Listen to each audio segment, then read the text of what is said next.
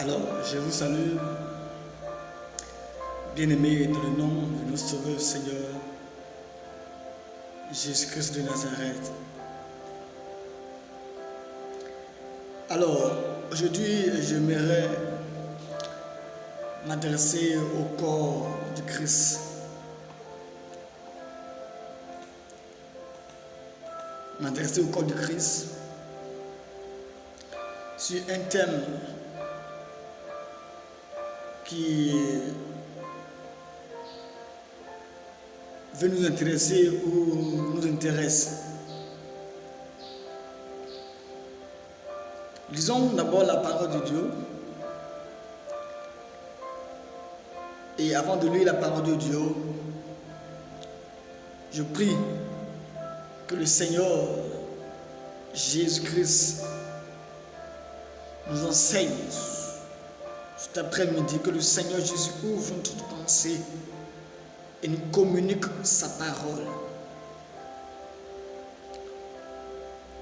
Lisons la parole de Dieu.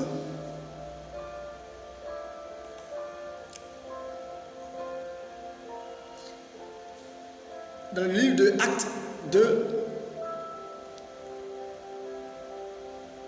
verset 1 à 4, il dit: le jour de la Pentecôte, ils étaient tous dans le même lieu. Tout à coup, il vint du ciel un bruit comme celui d'un vent impétueux. Et il remplit toute la maison où ils étaient assis. Des langues semblables à des langues de feu leur apparurent, séparées les uns des autres, et se posèrent sur chacun d'eux. Et ils furent tous remplis du Saint-Esprit et se mirent à parler en d'autres langues, selon que l'Esprit leur donnait de s'exprimer. Au verset 42 à 43, il dit: ils persévéraient dans l'enseignement des apôtres, dans la communion fraternelle, dans la fraction du pain et dans les prières. La crainte s'emparait de chacun et il se faisait beaucoup de prodiges et de miracles par les apôtres.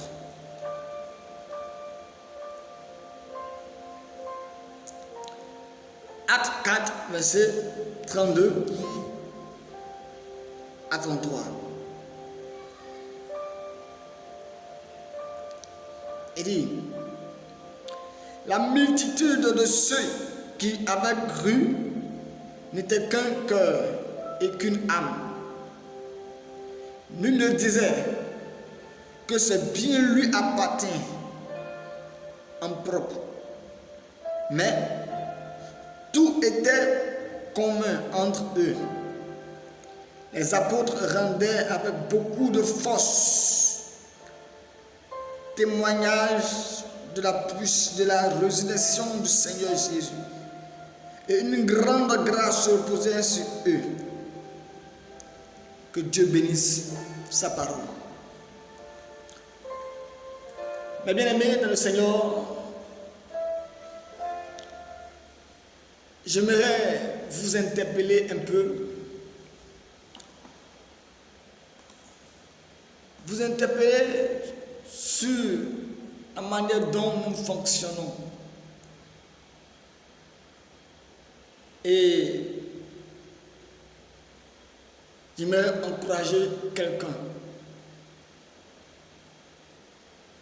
Le thème de ce verset que j'ai retenu, que je veux qu'on étudie ensemble, est: l'unité dans l'œuvre produit beaucoup d'efficacité. L'unité dans l'œuvre produit beaucoup d'efficacité.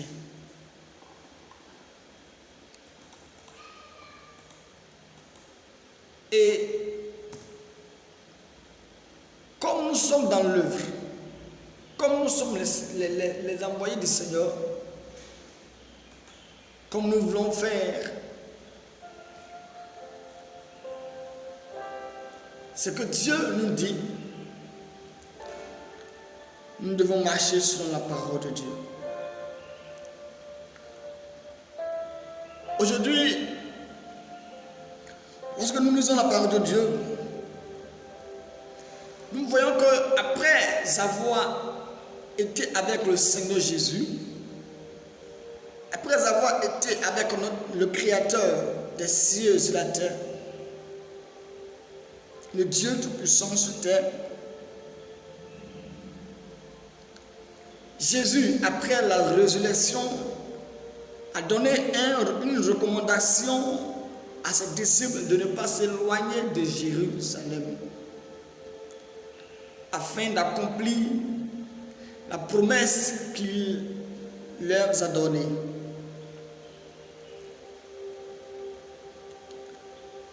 Et lorsque nous lisons dans le livre de Actes 1, verset 8, il dit: mais vous recevrez une puissance, le Saint-Esprit survenant sur vous, et vous serez mes témoins à Jérusalem, dans la Judée, dans toute la Judée, dans la Samarie, jusqu'aux extrémités de la terre. Et ça, c'est une promesse que le Seigneur Jésus a donnée. Il fallait qu'ils soient ensemble pour prier, pour recevoir cette promesse-là.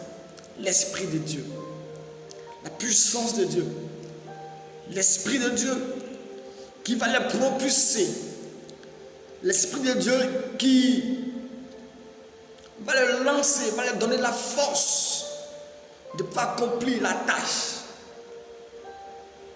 pour laquelle Dieu les a appelés. Et lorsque nous avons lu le passage, la Bible nous dit que les disciples étaient rassemblés, unis, tous, dans la prière, dans la communion fraternelle, dans la fraction du pain, dans la prière, dans l'enseignement. Les disciples étaient chaque jour, ils montaient à la chambre haute. Ils étaient tous dans la chambre haute, priaient pour recevoir la puissance de Dieu. L'unité. L'unité dans l'œuvre produit beaucoup d'efficacité. Frères et sœurs, nous remarquons dans le chapitre 1, verset 14, il dit, la Bible dit, tous d'un commun accord, tous d'un commun accord,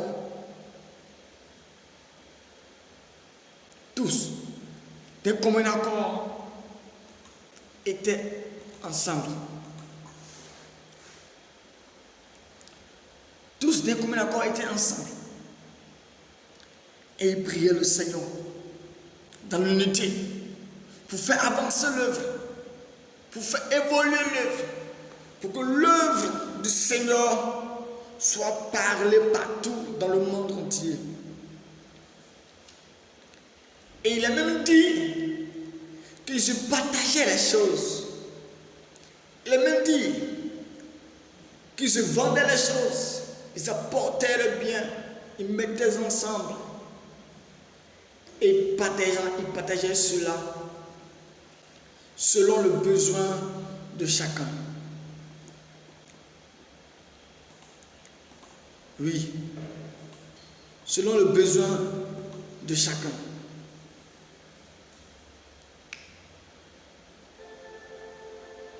Dans quelle génération nous sommes? Nous sommes dans quelle génération? Nous sommes là. Nous sommes les disciples de Jésus. Et nous devons nous mettre ensemble pour faire avancer l'œuvre. Nous devons être unis pour faire avancer l'évangile. La Bible nous dit que lorsqu'ils étaient unis, ils faisaient beaucoup de prodiges. Ils faisaient beaucoup de miracles. Ils faisaient beaucoup de prodiges, de miracles. Et la grâce du Seigneur était avec eux.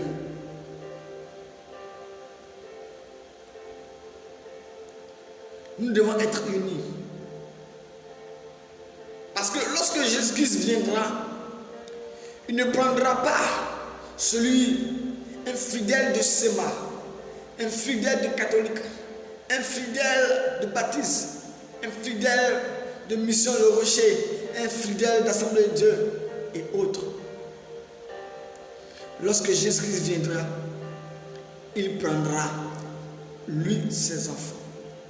Il prendra ceux qui ont marché selon la parole de Dieu. Frères et sœurs, nous devons nous mettre ensemble pour faire avancer l'œuvre. Nous mettre ensemble pour faire avancer l'évangile, pour parler de Jésus-Christ dans le monde entier, pour parler de l'agneau de Dieu dans le monde entier. Nous devons être solidaires, nous devons être unis.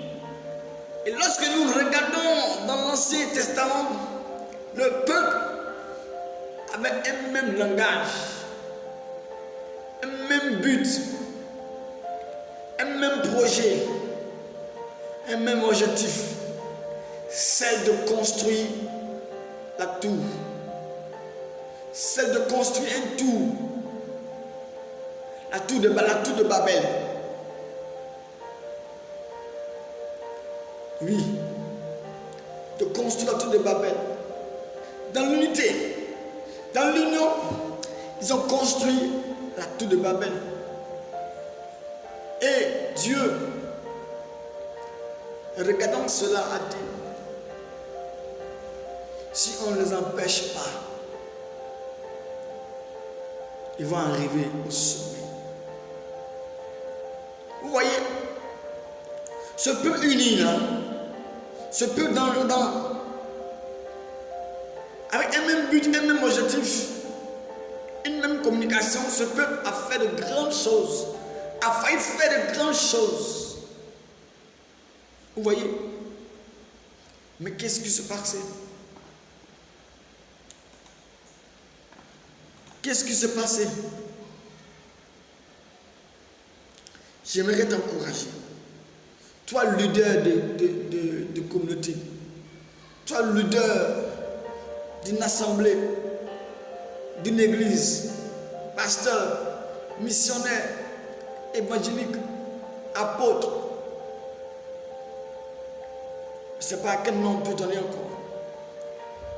Mettons-nous ensemble pour l'œuvre du Seigneur Jésus. Mettons-nous ensemble pour que le nom de Jésus soit glorifié.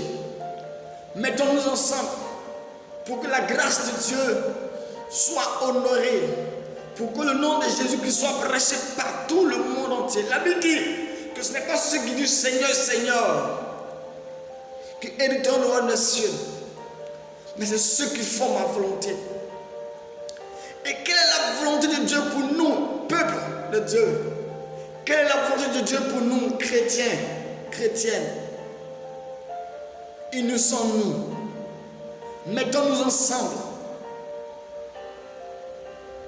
unissons-nous, mettons-nous ensemble pour parler de Jésus-Christ, pour annoncer sa parole, pour parler de sa part. Vous voyez, je vais prendre un exemple. Nos frères, nos cousins,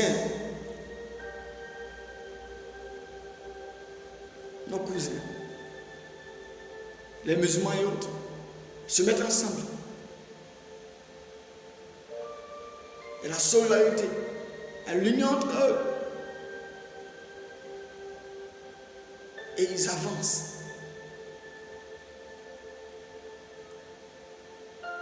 Nous qui disons que nous sommes la lumière du monde, c'est difficile pour nous d'avancer. Nous qui disons que nous sommes la lumière du monde, c'est difficile pour nous d'avancer. Pourquoi? Parce qu'il n'y a pas l'entente. Parce qu'il n'y a pas l'union. Il n'y a pas la solidarité entre nous. Et je viens t'interpeller. Je viens t'encourager Je viens t'interpeller, t'encourager à ce que nous mettons ensemble, quelle que soit ta domination, quelle que soit ta dénomination, quelle que soit ta communauté, mettons-nous ensemble pour que le nom de Jésus-Christ soit honoré.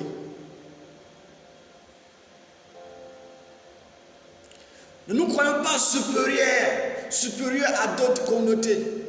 Nous ne croyons pas supérieurs à d'autres nations ou à d'autres personnes. Non. La Bible dit que les disciples étaient toujours ensemble. Ils priaient. Ils priaient. Ils étaient solidaires. Les disciples étaient ensemble. Mettons-nous ensemble et parlons de Jésus-Christ. Là où la parole de Dieu n'est pas annoncée. Mettons-nous ensemble pour parler de sa part. Mettons-nous ensemble, chers chrétiens, quelle que soit ta dénomination, quelle que soit ta communauté, quelle que soit. Qu'est-ce que je peux dire encore? Mettons-nous ensemble. La Bible dit, tous d'un commun accord, persévérer dans la prière. Tous d'un commun accord. Mettons-nous à part. Parlons de Jésus-Christ. Parlons de sa part. Pour que le monde soit gagné à Christ. Chers frères, c'est ce petit message que j'aimerais apporter. L'unité dans l'œuvre produit beaucoup d'efficacité. Si nous sommes unis, nous allons gagner le monde entier. Si nous sommes solidaires, aujourd'hui entre nous-mêmes, nous nous critiquons. Entre nous-mêmes, nous nous insultons, nous nous battons entre nous. Pendant que le monde est en train de mourir. Nous nous battons entre nous-mêmes pendant que le monde est en train de tomber. Mettons-nous ensemble. Mettons-nous ensemble pour que l'évangile soit prêché. Pour que l'évangile que nous prêchons soit efficace. Pour que le monde de Dieu soit gagné. Que Dieu nous bénisse.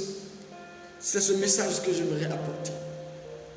Frère, toi qui m'écoutes, j'aimerais que tu puisses partager cette vidéo pour que des dirigeants, pour que des leaders d'église puissent écouter, puissent revenir à la méthode des disciples avant, l'union, l'unité. Partage cette vidéo, écoute ce message et partage cette vidéo, partage-la. Partage pour que des gens, des personnes, des chrétiens soient édifiés et qu'avec nous nous mettons ensemble pour que le nom de Jésus-Christ puisse avancer. Je prie pour ce message. Seigneur, je prie pour tes frères, je prie pour ma soeur, ceux ou celles qui vont écouter, qui vont regarder cette vidéo, que ton esprit les anime. L'esprit d'unité, de solidarité, de l'entendre, anime quelqu'un afin que tous ensemble nous puissions nous mettre ensemble pour annoncer ta parole. Aide-nous à être un véritable témoin dans le nom puissant de Jésus-Christ. Amen.